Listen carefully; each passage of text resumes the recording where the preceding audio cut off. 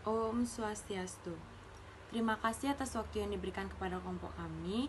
Di sini kami selaku kelompok 2 akan mempresentasikan mengenai jenis-jenis saham dan pengaruhnya terhadap kepemilikan oleh induk perusahaan. Adapun anggota dari kelompok 2 yaitu yang pertama Kadek Citra Yastami dengan NIM belakang 1030, yang kedua Venitania Artami dengan NIM belakang 1126, yang ketiga Beliana Gita Prasanti dengan NIM 1170, yang keempat Nancy Tri Octavia dengan NIM belakang 1219, dan yang terakhir II Ingrid Samita dengan NIM belakang 1226. Adapun 4 pokok pembahasan yang akan dijelaskan pada presentasi kali ini, yaitu yang pertama jenis-jenis saham, yang kedua yaitu struktur kepemilikan, yang ketiga yaitu saham preferen anak perusahaan yang beredar, dan yang terakhir yaitu saham preferen perusahaan dimiliki oleh induk perusahaan.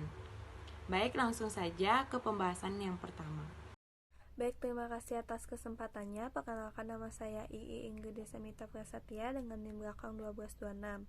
Di sini saya akan mempresentasikan mengenai sebab materi yang pertama, yaitu mengenai jenis-jenis saham. Di mana menurut Darmaji dan Pakrudin pada tahun 2012, saham merupakan tanda penyertaan atau pemilikan seseorang atau badan dalam suatu perusahaan atau perseroan terbatas, di mana saham berwujud selembar kertas yang menerangkan bahwa pemilik kertas tersebut adalah pemilik perusahaan yang menerbitkan surat berharga. Adapun beberapa jenis saham, yaitu yang pertama, jika dilihat dari segi kemampuan dalam hak tagih atau klaim, maka saham terbagi menjadi dua. Yang pertama yaitu saham biasa atau common stock, yaitu saham yang menempatkan pemiliknya paling junior terhadap pembagian dividen dan hak atas harta kekayaan perusahaan apabila perusahaan tersebut dilikuidasi. Yang kedua yaitu ada saham preferen atau preference stock, yaitu saham yang memiliki karakteristik gabungan antara obligasi dan saham biasa karena bisa menghasilkan pendapatan tetap seperti bunga obligasi, di mana pada saham ini biasanya memberikan prioritas terhadap pemegangnya. Yang kedua yaitu jika dilihat dari cara pemeliharaannya, maka saham dapat dibedakan menjadi dua. Yang pertama yaitu saham atas unjuk, yang mana saham ini artinya pada saham tersebut tidak tertulis nama pemiliknya, yang mana agar dapat mudah dipindah tangankan dari satu investor ke investor lainnya. Sebagian besar pemilik saham ini memang bertujuan untuk memperjualbelikan sahamnya. Yang kedua yaitu saham atas nama, yang mana merupakan saham yang ditulis dengan jelas siapa pemiliknya dan cara peralihannya pun harus melalui prosedur tertentu. Yang ketiga yaitu jika ditinjau dari kinerja perdagangannya, maka saham dapat dibedakan menjadi yang pertama yaitu saham unggulan, yaitu saham biasa dari suatu perusahaan yang memiliki reputasi tinggi sebagai leader di industri sejenis dan memiliki pendapatan yang stabil dan konsisten dalam membayar dividennya. Yang kedua yaitu saham pendapatan, yaitu saham biasa dari suatu emiten yang memiliki kemampuan membayar dividen lebih tinggi dari rata-rata dividen yang dibayarkan pada tahun sebelumnya. Yang ketiga yaitu saham pertumbuhan, yaitu saham-saham dari emiten yang memiliki pertumbuhan pendapatan yang tinggi sebagai leader di industri sejenis yang mempunyai reputasi yang tinggi. Yang keempat yaitu saham spekulatif, yaitu saham suatu perusahaan yang tidak secara konsisten memperoleh penghasilan yang tinggi di masa yang akan datang meskipun belum pasti. Dan yang terakhir yaitu ada saham cyclical, yaitu saham yang tidak terpengaruh oleh kondisi ekonomi makro maupun situasi bisnis secara umum. Sekian presentasi yang saya dapat sampaikan. Terima kasih. Terima kasih atas kesempatan yang telah diberikan kepada saya. Pada kesempatan kali ini, saya akan melanjutkan presentasi dengan memberikan pembahasan terkait dengan struktur kepemilikan. Nah, menurut Sudana tahun 2000, penerapan corporate governance tidak terlepas dari struktur kepemilikan.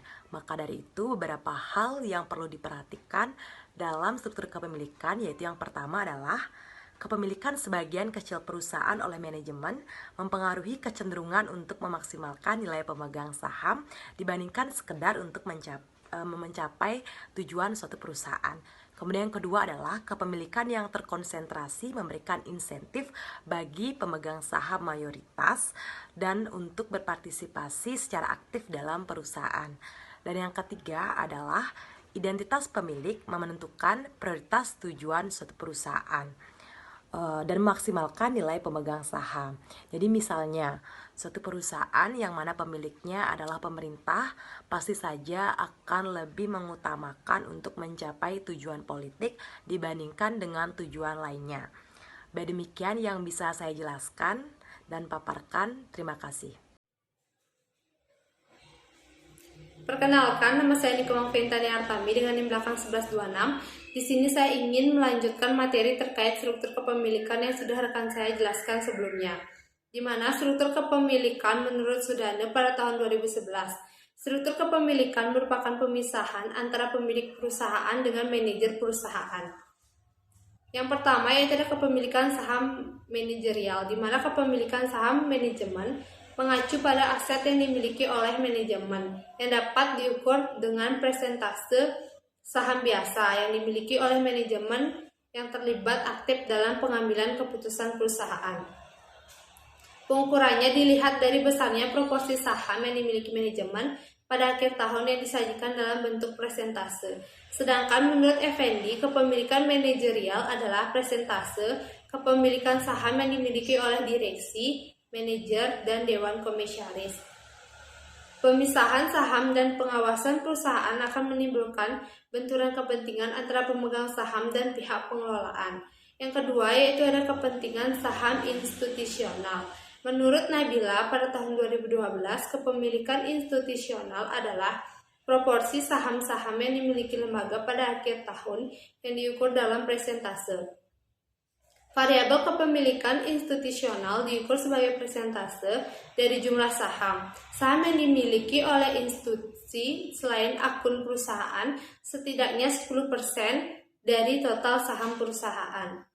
Semakin besar kepemilikan lembaga keuangan tersebut, semakin besar kekuatan suaranya, dan semakin besar motivasi untuk mempromosikan pengoptimalan nilai perusahaan. Yang ketiga yaitu ada kepemilikan saham publik, di mana menurut Wijayanti pada tahun 2009, kepemilikan publik menyumbang persentase tertentu atau jumlah saham yang dimiliki oleh publik, masyarakat umum, atau orang yang tidak memiliki hubungan khusus dengan perusahaan tersebut. Kepemilikan pengungkapan adalah persentase ekuitas yang dimiliki pihak luar yang bertujuan yaitu meningkatkan nilai perusahaan, diperlukan untuk mendapatkan dana melalui dana internal dan dana eksternal. Pemilik publik mungkin memiliki informasi yang lebih efisien untuk memenuhi kebutuhan internal perusahaannya. Hal ini dapat mendorong para manajer untuk dapat lebih mementingkan kepentingan para pemegang sahamnya.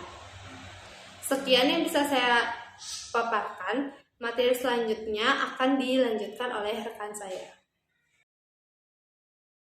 Terima kasih atas waktu yang diberikan kepada saya. Perkenalkan, nama saya Niputu Briana Gita Prasanti dengan NIM belakang 1170. Di sini saya akan menjelaskan mengenai saham preferen anak perusahaan yang beredar. Banyak perusahaan yang memiliki lebih dari satu jenis saham yang beredar.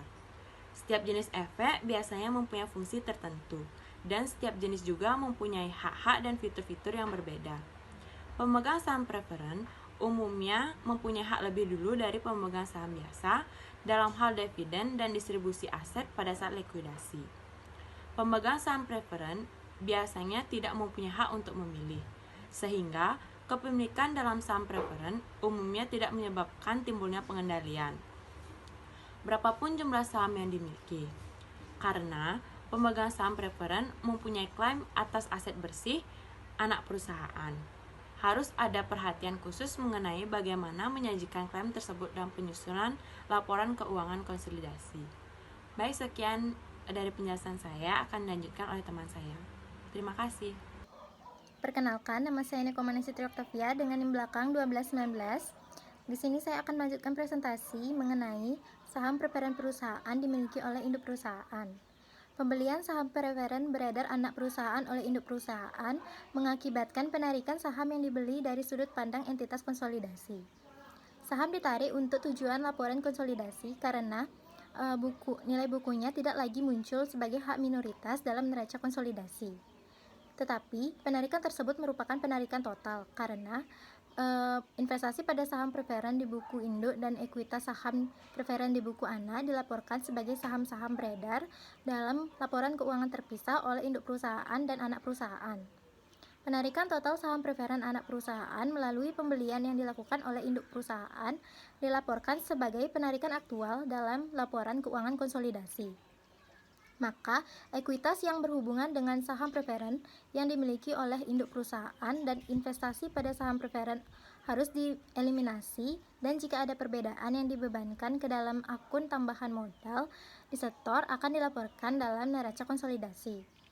Karena ekuitas pemegang saham induk perusahaan dalam konsolidasi satu baris sama dengan ekuitas pemegang saham konsolidasi, maka induk perusahaan harus menyesuaikan nilai investasi dalam saham preferen anak perusahaan dengan nilai buku pada saat akuisisi serta mengkredit akun tambahan modal disetor untuk perbedaan yang terjadi antara harga yang dibayarkan dengan nilai buku investasi.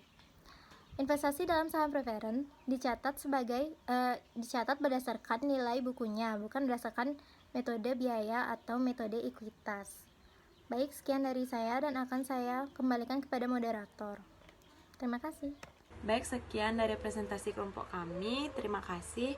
Om Santi Santi Santi Om.